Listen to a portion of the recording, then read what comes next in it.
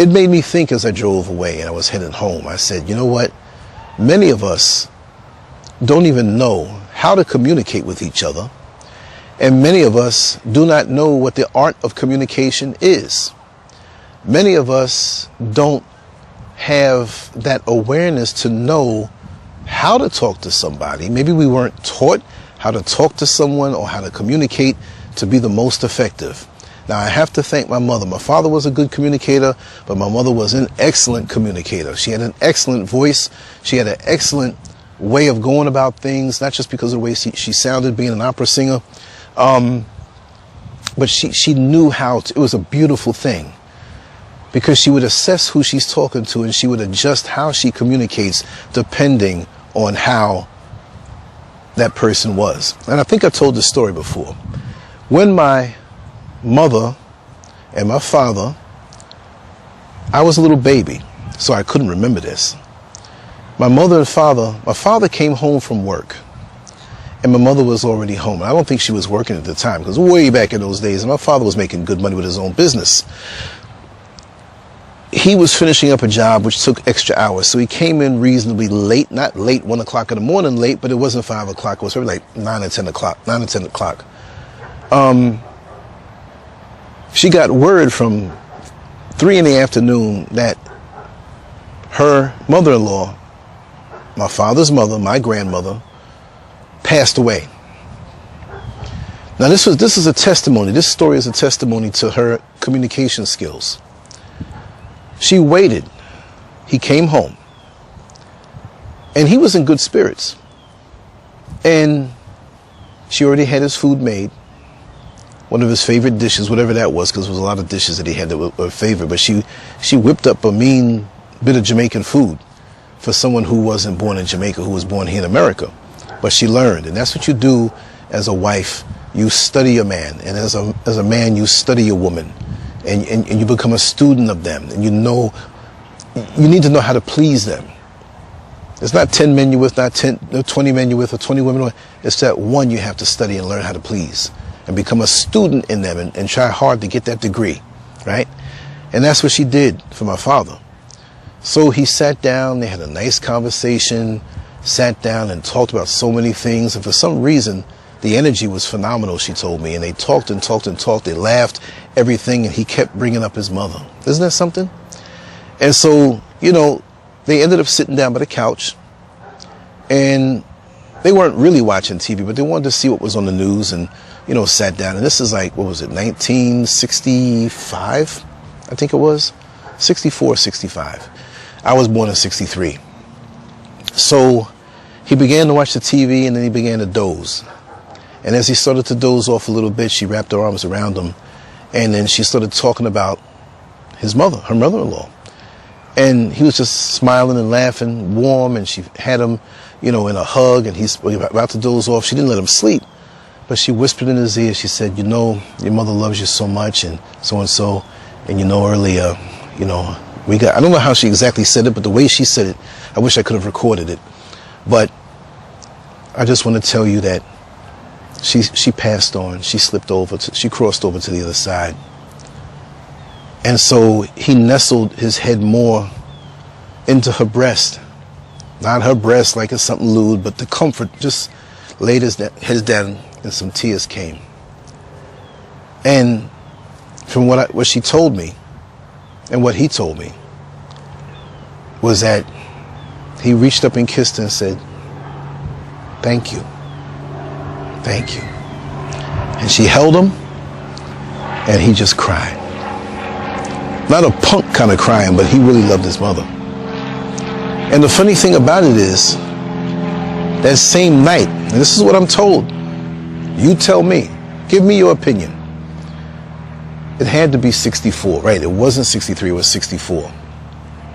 And it was probably early 64, but I can't give you the time on this. I gotta find out what date she died.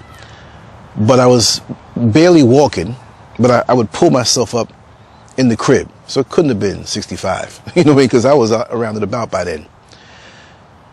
But at night, that night, maybe 1, 2 o'clock in the morning, It wasn't a spooky thing.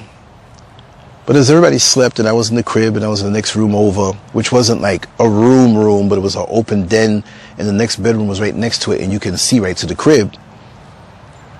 The dishes in the cupboards, not all of them, but some began to move and make sound. And in the kitchen, like, you know when somebody's cooking and they're not trying to like make a lot of noise, but they're just doing what they do?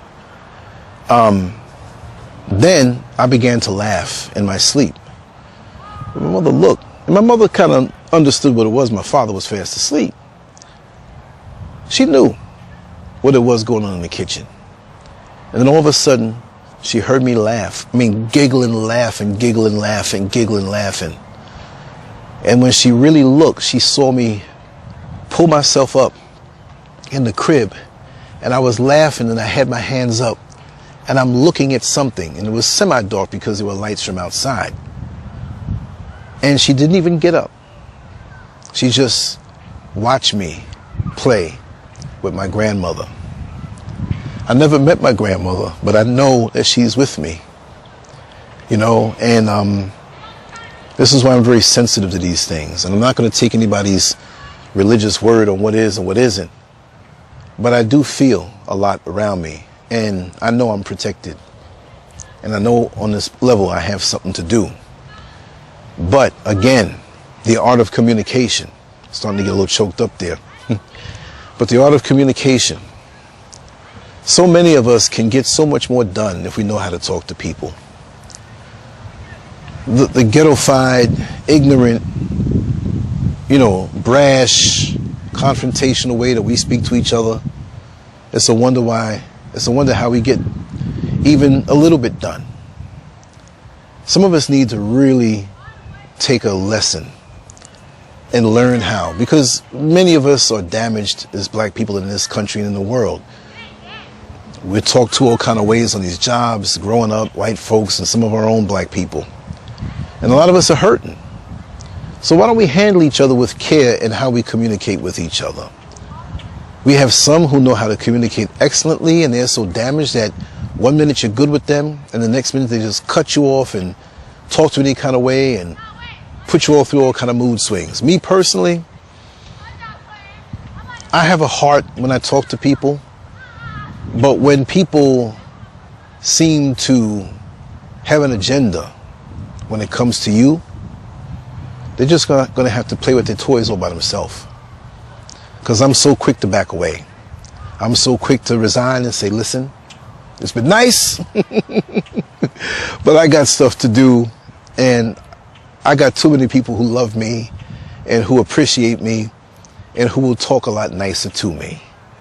So in our lives, when we look back and we forget that, wow, or understand that this person here, he doesn't kind of get around me as much.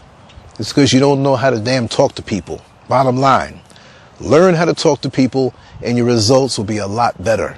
The art of communication, especially when in my life, in most of my life, there have been people who have tried me that way. But at this point in my life, with a beautiful wife like Mrs. SCURV, who shows me the utmost respect, there was no way that I'm going to take that head-shaking, finger-pointing, confrontational, ghetto-fied, low-minded, no-class type of communication. I've done a lot, maybe not as much as the next person, but we all have misunderstandings. But to the bottom line, nobody can say that I'm wrong for telling someone, please, learn how to communicate. Even in the corporate world, which is a shark-infested world, you know, if you want to get something done, talk a little better. But some of us have no skills. Some of us have no class. Some of us have no upbringing. But again, when I go home and I'm around Mrs. SCURV and she treats me with the utmost respect, ignorance and lack of communicative skills is something I don't tolerate. And that's how I've always been, that's how I am, and that's how I'm always going to be, you know? So, this is why, like I say, when you have something that you're doing, when you have something that you're building, and I've been at this thing for many, many years and wear many, many hats, So I don't complain about the task that it takes to do what I do here at Lancescurv, with the YouTube channel, with the website, with the artwork, a little backed up, but it's coming. No, because it's something that I want to do. It's an escape for me. I don't have to deal with the attitudes. I don't have to deal with the idiosyncrasies. I just can't understand how, in this world, the way some people treat each other. You mean this person's connected to another person in a relationship? Do they talk to them like that? You know, it's amazing. So a person can be brilliant, a person can be rich, a person can have a lot of money, a lot of status, a lot of pull to get you places. I don't care what you have. If you can't talk to me properly, I want nothing to do with you. There is no love that I have for anything that will allow me to submit myself to disrespect. Many people, for some reason, can't understand that. But if you disrespect them, those that can't understand why I'm talking the way I do, all hell's breaking loose because they ain't gonna take it. But why do I have to take it? I ain't taking it. Try me and see if I'm taking it. That's all I have to say about that. I had to set the record straight because you see, when you do a video, I didn't curse, I didn't call anybody's name or anything. You don't get cut off. You can express yourself properly, right? And, you know, it's also strange. I'm old school. If someone does not like my wife, do you think I'm going to hang out with them?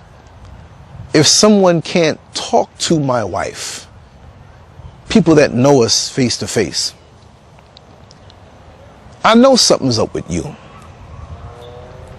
You can talk to me, but you can't talk to her, or you can talk to her, but you can't talk to me. It works both ways. In your relationships, you have to watch this. It shows something's up with that person who is partial to one or the other.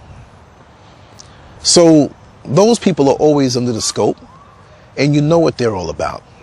You see, so many people out here, there are many, that when you're doing something, it becomes their job to try to infiltrate the inner circle of what you have and to break up relationships of what you have because they don't really like you in the first place. So they take their time and they will try to shimmy, shimmy, cocoa pop, get up next to you and win you over or make you think that they're in your corner or cool with you when their real mission is to destroy something of a connection that you have with another person. With that, you watch them. You never get confrontational because, see, these people are like worms. They will, and here, the ants just love going up on my camera like it's a skyscraper. So that's why you saw it shake right there. But they operate from a distance, these kind of people. And they go over and whisper in one's ear. Or they'll whisper in someone else's ear to whisper in that one's ear. To turn and set the stage to have confrontation so they can sit back and watch the confrontation, amp one person up and start asking them questions to make them say, And that person that said, becomes the champion of what that person put in their ear. So the person that becomes the champion, I'm going to talk to this person about this and so, you've been manipulated, but you don't even know it. So I play chess. I don't play checkers. I play chess, and I really don't play chess. But I'm just saying symbolically I play chess. Some people play checkers and some people play tic-tac-toe. But I'm a thinker. I'm a detail person. There is no one around me in my life right now who I don't know what's in their heart. Even though what's in their heart may be venomous to me, I know it already, and I play like I don't. It's a game, and I love it. Because every time they make a move silently with a smile on their face, I counter the move, and it must be frustrating. They got to say to themselves, this guy must know what I have in my heart. And they don't enjoy being evil like that, or venomous, or part-time frenemies, because it's a poison, and it can't feel good, because that's a sickness, and you're sick, you're insecure, you're watching around. What kind of life is that? And it's almost like in school. I don't know what you call it or what part of the region that you grew up in the world or the country, but you know when you tap somebody and say, tap, you're it, And now and they cross their fingers. Now you gotta catch somebody who doesn't have their fingers crossed to tap them or give them the cooties, like we used to say. You got the cooties, you got the cooties, and everybody's walking around with their fingers crossed. Now when somebody forgets at lunch and they're eating, you tap them, boom, they got it. So now you're not it anymore. Well, these people walk around life feeling like they got the cooties. And it can't be a good feeling. And they gotta really understand that, wow, they must know at the end of the day, or ask themselves, why am I so lonely? Because everybody I had as a friend doesn't want to be bothered with me. Why am I so lonely? Why do I have to keep on? You see, these kind of deceptive entities are very good at winning over people and meeting them for the first time. And they're so sincere, and they walk up to you and, hi, how are you? Eye contact. No. These other people are fooled until they find out. And when they get hip to it, they back away. These are the kind of people that do not have long-term relationships. And if they do have long-term relationships, I mean like friendships, it's something on a dysfunctional level, on a very imbalanced level, on a sadistic, masochistic level. You see, question yourself. And, you know, Dr. SCURV or Professor SCURV is going to ask you to do something right now. Evaluate the relationships you have now. I'm not saying they're bad or anything like that, or even past relationships, ones that didn't work out, right? And try to figure out why it didn't, because sometimes they don't work out. You say, it didn't work out. No. Exhume those relationships and think about why.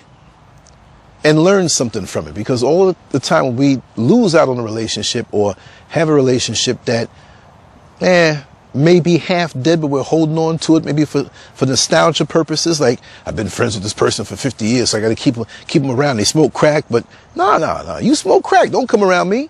I can still know you for 50 years and you know, smoke your crack. Give me a phone call, we'll talk about the old days. You have nothing in common right now, because I'm trying to go higher.